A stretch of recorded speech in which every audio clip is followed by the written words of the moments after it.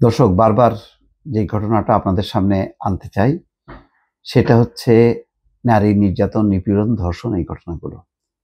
এটা আমি বলছি যে এটা মহামারী আকারে ছড়িয়ে পড়েছে। করোনা যেমন সারা বিশ্বে ছড়িয়ে পড়েছিল, বাংলাদেশে এখন ধর্ষণ মহামারী রূপ নিয়েছে। প্রতিদিন এই খবরগুলো আসছে। সর্বশেষ আরেকটা খবর যেটা নজরে আসলো সেটা তুলে ধরছি দর্শক।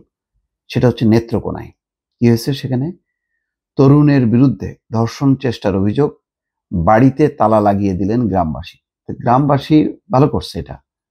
গ্রামবাসী এই ঘটনাগুলো আসলে আইডেন্টিফাই করাও মুশকিল, কারণ নারীদের অবস্থা এমন, সে পরিবারে ঘরের মধ্যে শ্লীলতাহানির শিকার হচ্ছে, রেপড হচ্ছে, বাইরে হচ্ছে, ঘরে বাইরে যদি এই পরিস্থিতি, গ্রামবাসী কি করবে? তো ঘটনার পরে তখন ঢেউ জাগে, তখন তারা সেই প্রতিবাদ প্রতিরোধ করে। কিন্তু যে পরিস্থিতি হয়েছে এখন, পাড়ায় পাড়ায়, বাড়িতে বাড়িতে সবার সচেতন হতে হবে এবং একজোট হতে হবে, এবং এমন একটা পরিস্থিতি পরিবেশ তৈরি করতে হবে যে তুমি যদি এই পথে যাও, তোমার নিশ্চিত তোমার একেবারে মৃত্যু অবধারিত, এবং তুমি তো শেষ, তোমার একদম মানে পরিবার পরিজন নিয়ে তোমার একেবারে মানে শেষ হয়ে যেতে হবে। মোট কথা, ভয়ের স্রোত, আমি বলি যে রক্তের ভিতরে ভয়ের ঠান্ডা স্রোত বইয়ে দিতে হবে। এইরকম পরিস্থিতি তৈরি করতে না পারলে ঠেকানো মুশকিল। নেত্রকোনার কেন্দুয়া উপজেলায় এক তরুণের বিরুদ্ধে প্রতিবেশী এক মেয়েকে ধর্ষণ চেষ্টার অভিযোগ উঠেছে। এই ঘটনার জেরে গতকাল সোমবার সন্ধ্যায় বিক্ষুব্ধ গ্রামবাসী ওই তরুণের বাড়িতে তালা লাগিয়ে দেন। কি করছে এখানে বলা হচ্ছে যে শনিবার মেয়েটি ইফতার শেষে সন্ধ্যায় ঘরের পাশে থাকা টয়লেটে যাচ্ছিল। এ সময় প্রতিবেশী হাবিকুল, মেয়েটির বয়স মাত্র 11, আর প্রতিবেশী যে হাবিকুল ইসলাম, 23 বছর বয়স, মেয়েটির বুক চেপে ধরে জোর করে পাশের জঙ্গলে নেওয়ার চেষ্টা করেন।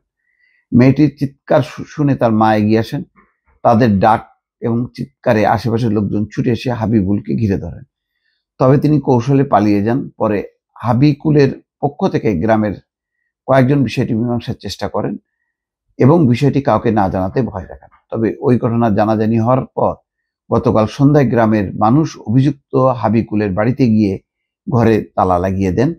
এ সময় হাবিকুলের পরিবারের লোকজন বাড়ি ছেড়ে পালিয়ে যান। দেখেন, এই যে হাবিকুল, কি হলো, একটা ঘটনা সে ঘটালো, তার কারণে তার পুরো পরিবার কিন্তু এখন বিপন্ন হয়ে পড়লো। এখন পরিবারের সবাই তার দায়ী না বা দোষী না, তাদেরকে এখন পালায় থাকতে হচ্ছে। মেয়েটির বাবা বলেন, তিনি দরিদ্র মানুষ, ঘটনার সময় বাড়িতে ছিলেন না। খবর পেয়ে রাতে বাড়িতে আসেন। পরে হাবিকুলের বাড়িতে গিয়ে তার পরিবারের কাছে এই ঘটনার বিচার চান। তখন তাকে ভয়ভীতি দেখানো সহ কাউকে জানাতে নিষেধ করা হয়। লোকলজ্জার ভয়ে তিনি বিষয়টি গোপন রেখেছিলেন। জানাজানি হওয়ায় গতকাল সন্ধ্যায় গ্রামের লোকজন মিছিল নিয়ে হাবিকুলের বাড়িতে গিয়ে ঘরে তালা ঝুলিয়ে দিয়েছেন, মেয়ের উপর নির্যাতনের দৃষ্টান্তমূলক শাস্তি চানতে।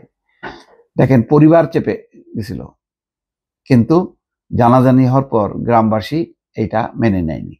তারা মিছিল করে ওই হাবিকুলের বাড়িতে যেয়ে তালা ঝুলাই দিছে এবং তার শাস্তি দাবি করছে। ঘটনার পর হাবিকুল আত্মগোপনে আছেন। তার পরিবারের লোকজনও বাড়ি ছেড়ে আত্মীয় স্বজনের বাড়িতে আশ্রয় নিয়েছেন। হাবিকুলের এক চাচা বলেন, শুনেছি গত শনিবার ইফতারের পর আমার ভাতিজা মেয়ের হাত ধরে টানাটানি করেছে। পরে মেয়েটির মা কাছে এলে হাবিকুল দৌড়ে পালিয়ে গেছে। গতকাল সন্ধ্যায় গ্রামের মানুষ মিছিল করে আমাদের বাড়িতে এসে হাবিকুলের বাড়িতে তালা লাগিয়ে দিয়েছে। এটা ভালো যে পোড়ায় দেয়নি বা ভাঙচুর করেনি। মিছিল করা উচিত, পুলিশকে জানানো উচিত, কিন্তু আইন হাতে তুলে না নিয়ে আইনানুগভাবে বিষয়টি মোকাবেলা করতে হবে। আর আমি বারবার বলি যে আইন শৃঙ্খলা বাহিনীর প্রতি, যে যদি তাদের নজরে পড়ে কেউ আইন হাতে তুলে নিয়েছে, বেআইনি কাজ করছে, তাদের হাতে বেআইনি অস্ত্র, সাথে সাথে কিছু স্পট অপারেশন জরুরি হয়ে পড়ছে। এটা করলে পরিস্থিতিটা নিয়ন্ত্রণ করা যাবে। মানুষ ভয় না পাইলে মানুষ আইন মানবে না। দর্শক, ভালো থাকবেন। আল্লাহ হাফেজ।